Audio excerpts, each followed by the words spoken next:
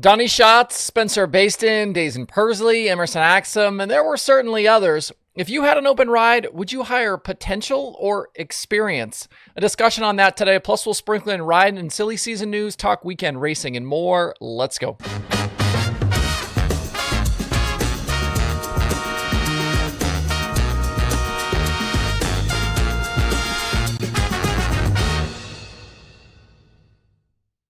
It's Thursday, October 9th. I'm Justin Fiedler. This is DIRTRACKR Daily presented by Kubota Genuine Parts. If you're looking to get into some dirt racing from home this weekend, might I suggest Arrowhead Speedway live on Arrowvision. They close out their weekly season with the third annual All-American on Saturday night. It features the All-American Modified Series, OCRS Sprint Cars, and a full slate of weekly divisions. This will be the final chance for these racers to battle before a long winter, and championships are on the line. Hot laps begin at 6 p.m. local time, and if you can't get there, Arrowvision will have live streaming coverage. All season long, Arrowvision is the streaming home for the Comp Cam Super Dirt Series, the All-American Modified Series, and Arrowhead Speedway. You can grab an account and tune in over at www.arrowvision.live. There's this thing that happens a lot in sports, and I'm including racing here, but where teams, they go looking for their next guys, their next players, whatever, and you run into this idea of potential versus experience. In baseball, do you draft the high school kid that throws 95 or the college pitcher who throws 93? In basketball, the one-and-done guys get all of the attention in the draft, while college hoops vets often go undrafted. And in racing, this would be choosing the rookie or young driver over the seasoned racer. There's obviously going to be some compromise made when making that choice, and it comes down to, are you choosing the evil you know or the evil you don't? The veteran racer is available because things were likely not going exactly to plan. The vet is reliable, likely, if maybe not lightning quick all the time. And on the flip side, the rookie or young driver, they're shiny, they're new, they're full of potential. But young drivers can be expensive. They crash your stuff while they figure out how to both be fast and make it to the end of races. They might win, but a lot of nights they're going to struggle. And this current silly season that we are in for sprint car racing offers examples on both sides. Of the drivers on the move, the top talent was easily Rico Abreu. But was Rico actually ever truly a free agent? I kind of don't think so. I think Rico only moved because it was Tony Stewart. So he kind of doesn't count in this discussion. From there, Sheldon Haudenschild was the next on the list. A lot of wins, a proven contender, but even he was on the move for a reason. Will he be better with KCP versus SJM? I think a lot of folks have their doubts. We'll certainly see. If you want spectacular wins, he's easily the guy to choose, but can he ever grow into a serious championship contending driver? I think the jury is still out. The third driver I'll mention before we move further into this discussion is Gio Scelzi. Gio is a race winner, steady, still young, room to improve. We'll see if he can take steps forward with a veteran crew chief. He was likely high on a lot of race team driver lists after leaving KCP at Eldora. Gio, though, quickly snatched up, and he'll drive for this kind of new Spire CMR team. And that veteran crew chief tapped to lead Gio, Eric Prutzman. I don't know if we've said that anywhere or if that's out there anywhere, but the Prutzman signing for CMR and Spire could turn out to be one of the biggest gets of the 2025 season. Going deeper here, there are a few other drivers I want to talk about, and really two in particular. Two land on one side of the young versus experienced and two on the other. Donny Schatz, obviously way experienced, but he's the aging quarterback on the move late in his career. He's Joe Montana or Peyton Manning or Tom Brady. Is there still any magic left?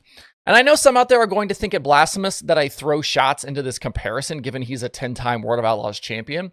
And usually I would agree with you. But I'm not talking about the driver Schatz was years ago. I'm talking about where he is right now. And right now, he's got 10 top 5s and 34 top 10s in 66 races in 2025, and he hasn't won a sprint car race in a year. There's a solid possibility Schatz goes winless for the first time since 1997 on the Outlaw Tour.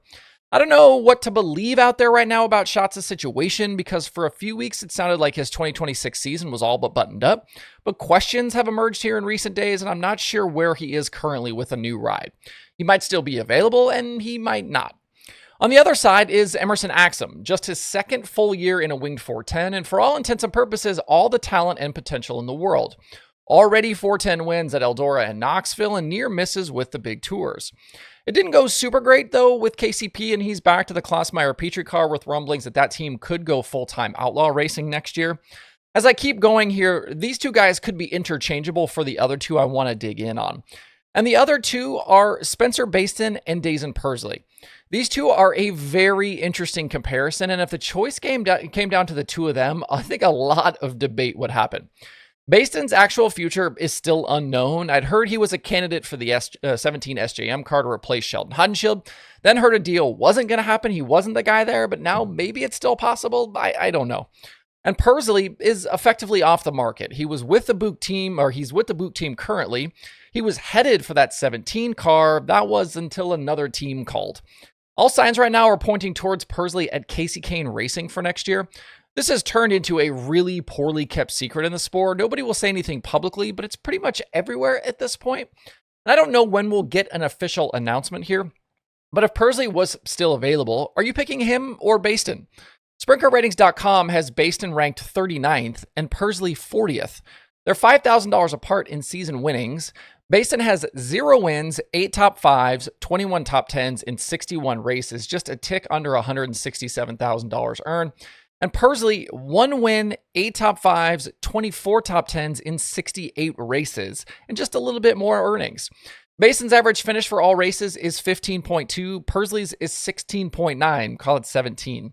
The main difference is this is Pursley's real first season with a wing on, and he's not yet 21 years old. Bayston is 26 and has been a full-time wing racer since kind of 2021. He'd made 138 410 appearances too between 2016 and 2020. Bayston's run well in big events. He's got 5 career Outlaw wins and has seen every dirt track in the country that a major 410 race will happen at. But he's in this position because of a tough stretch with CJB and not a great run this season in the Myers 14. His stock is definitely down.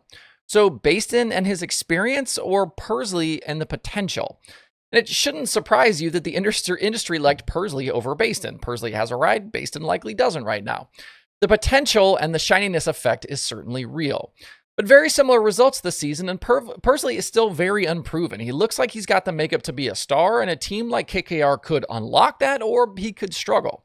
I think it's a fascinating debate, and I'm glad I don't have to be the one to decide which direction to go when it comes to choosing drivers like this, but feel free to chime in with your thoughts below. Before we call it a week here on the show, let's run through some of the racing going on over the next few days. The biggest late model payday is with the World of Outlaws late models at Boot Hill. They race Friday and Saturday with $50,000 on the line Saturday. This one is a dual sanction with the Comp Cam Super Dirt Series, so should be a lot of great cars there. Bobby Pierce has 108 points on Nick Hoffman, and Tim McCready and Dennis Erb Jr. are the most recent winners on tour. Ryan Gustin won back at Boot Hill in 2024.